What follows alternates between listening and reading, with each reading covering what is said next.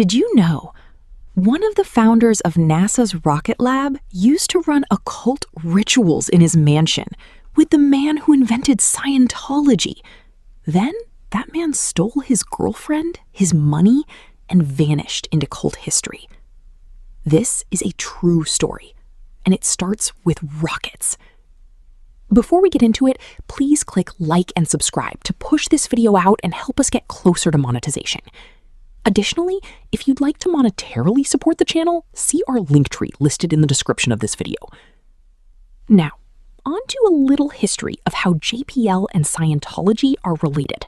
Picture this: Jack Parsons, self-taught chemist, no college degree to speak of, obsessed with rocket fuel in an era when rocket scientist wasn't even a real job title.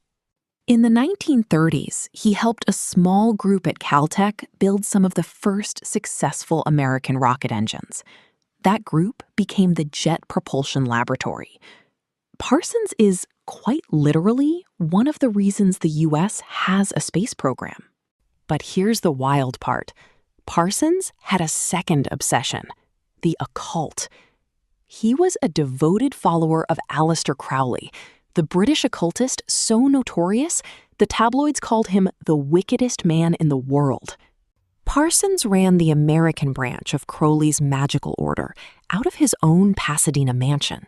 And that mansion had boarders, some of whom happened to be nuclear physicists working at Caltech. In 1945, Parsons meets a Navy officer on convalescent leave, a pulp science fiction writer named L. Ron Hubbard. They hit it off immediately. Within months, they're performing an extended ritual together called the Babylon Working, an attempt, according to their own writings, to summon a goddess into human form. This isn't rumor. Both men wrote about it. Then it turns into a con. Hubbard and Parsons set up a business venture together, pooling Parsons' savings. Hubbard also starts a relationship with Parsons' partner, Sarah Northrup. Then Hubbard takes the money, takes Sarah, and sails off. Parsons chases him down, gets a chunk of the money back through sheer determination, willpower, and a ritual he claims caused a literal storm to strand Hubbard's boat.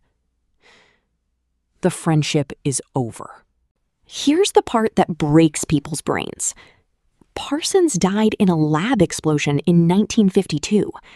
The Church of Scientology wasn't founded until 1954, 2 years later. The man who co-founded JPL never knew Scientology as we know it existed. He just knew Hubbard as the guy who scammed him. So the next time someone brings up JPL and conspiracy theories in the same sentence, you now have the one that's actually true. Thank you again for watching. Follow for more stories regarding cults, Mall World, aphantasia, and other projects Rabbit Flea Productions put out there in the universe, like the Thistledown Telegram and Vessel and Volume. See you soon.